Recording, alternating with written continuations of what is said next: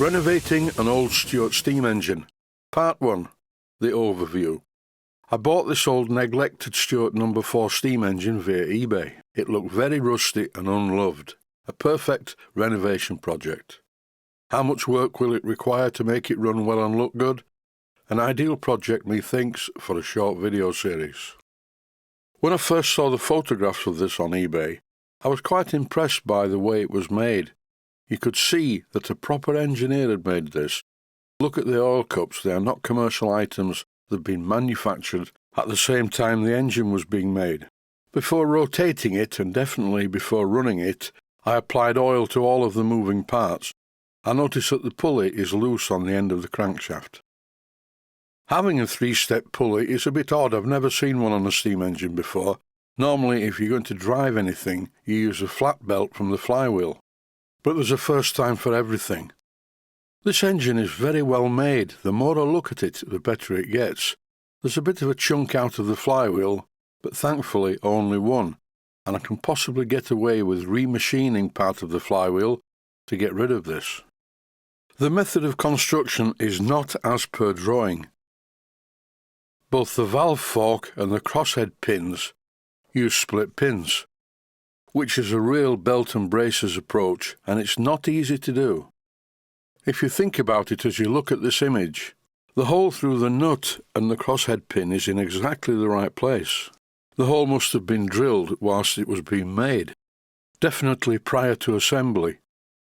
In this clip you can also see that the crosshead is a very good fit in the trunk guide, and all parts of the engine that rotate or reciprocate do so very smoothly.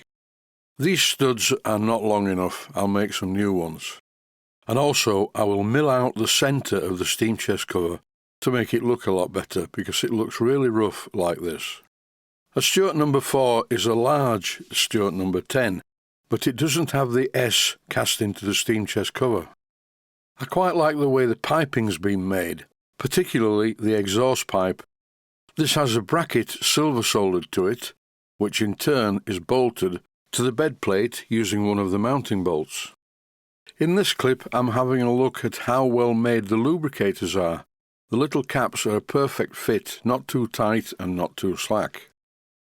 At first I thought these were threaded, and with the one that's fitted to the eccentric I rotated it but actually unscrewed the cup from the eccentric strap.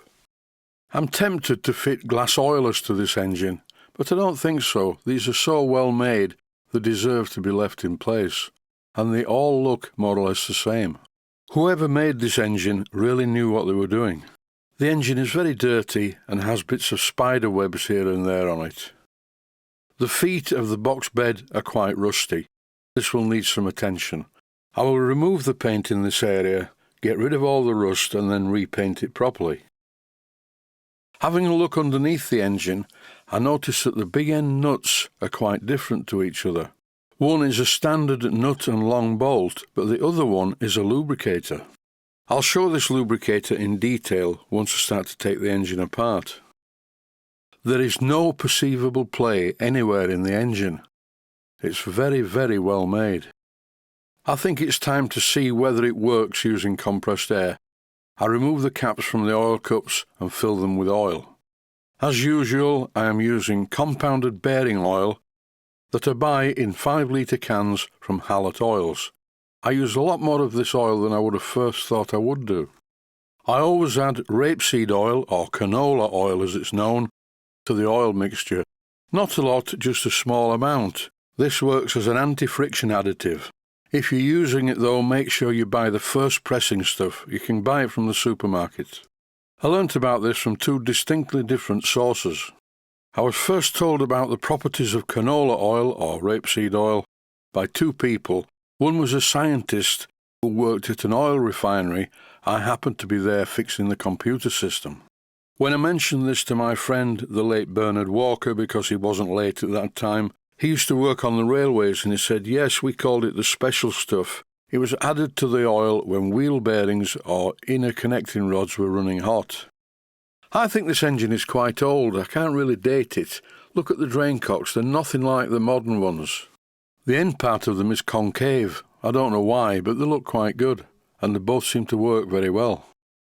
Time for a test run using compressed air.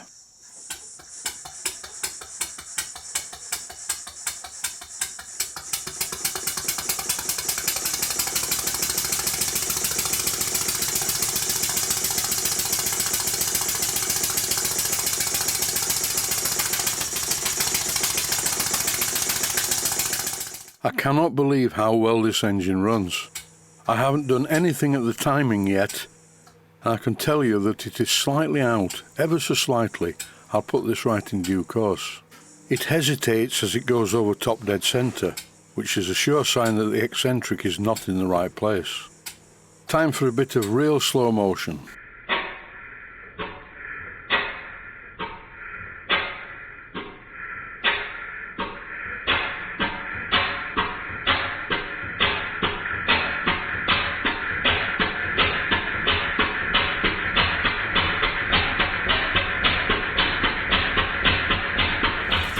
Back into real time, I'm holding a piece of 400 grade wet-to-dry sandpaper against the edge of the flywheel to remove some of the rust. This really is very rusty. This wet-to-dry sandpaper makes short work of the rust, but where is the rust going, I wonder? It's not floating about in the atmosphere, and I'm definitely not breathing it in.